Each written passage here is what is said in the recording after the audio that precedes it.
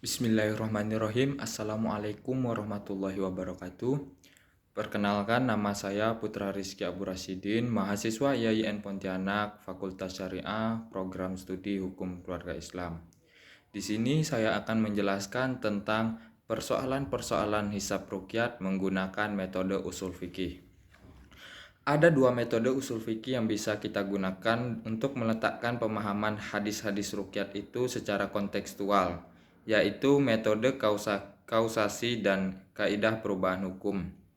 Beberapa ulama terkemuka seperti Muhammad Rashid Ridho, Syekh Ahmad, Muhammad Syakir, dan Mustafa Az-Zarqo telah menyatakan secara tegas bahwa perintah ruqyat itu merupakan perintah yang didasarkan atas suatu kausa atau ilat, yaitu kondisi di mana umat pada saat itu masih ummi atau kebanyakan mereka belum mengenal baca tulis dan hisab, sehingga untuk memudahkan Nabi Shallallahu Alaihi Wasallam memerintahkan sarana yang mungkin dan tersedia saat itu, itulah ruqyat.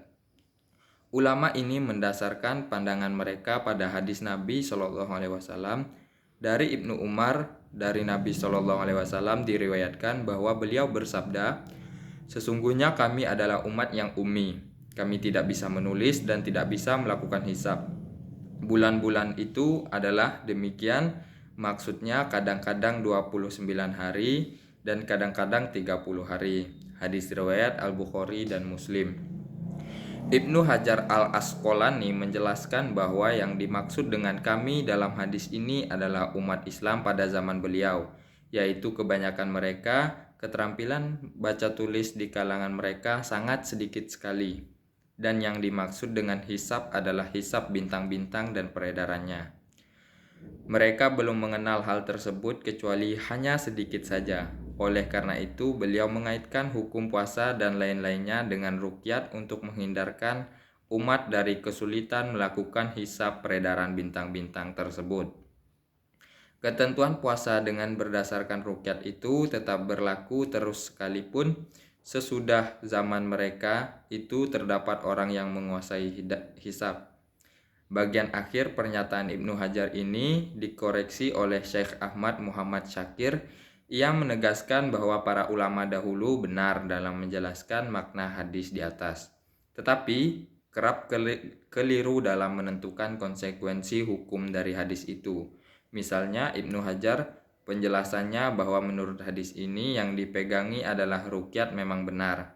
Akan tetapi penetapan konsekuensi hukum sekalipun telah ada orang yang telah menguasai ilmu tersebut, hukum puasa berdasarkan ruqyat tetap terus berlaku adalah keliru.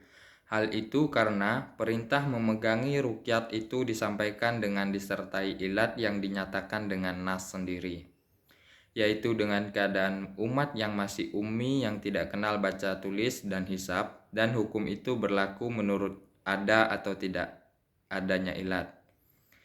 Merupakan suatu kaidah ilmu usul fikih yang telah diketahui secara universal bahwa suatu hukum terkait kepada ilatnya secara kausal, dalam arti bahwa berlakunya hukum itu ditentukan oleh ada atau tidak adanya ilat.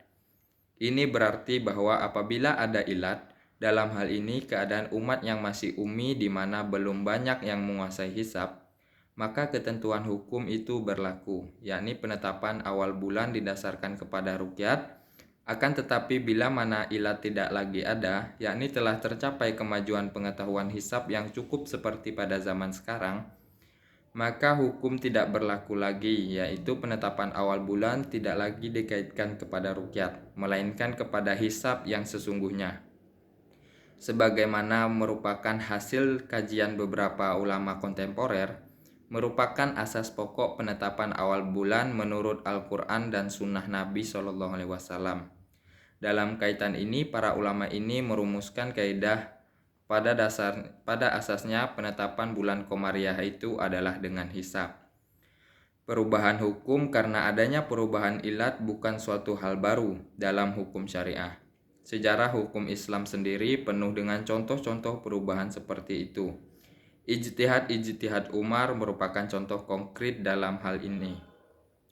Oleh karena itu, perubahan hukum syariah dari semula mendasarkan penentuan awal bulan Komariah atas dasar ruqyat kepada penggunaan hisab bukanlah suatu hal yang asing, karenanya tidak beralasan untuk ditolak.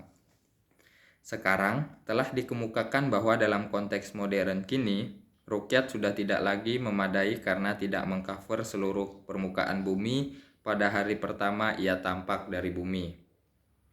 Kenyataan ini membawa akibat serius seperti tidak dapat menyatukan jatuhnya Arafah di seluruh dunia secara serentak pada tahun tertentu, menghambat pembuatan kalender Islam unifikatif di mana setelah 1500 usia peradaban Islam, umatnya belum memiliki kalender Islam terpadu dan komprehensif dan karenanya tidak dapat menyatukan hari-hari raya Islam di seluruh dunia, serta tidak dapat menata sistem waktu secara prediktif ke masa lalu atau ke masa depan. Oleh karena itu, perubahan kepada ruqyat merupakan tuntutan yang sangat imperatif.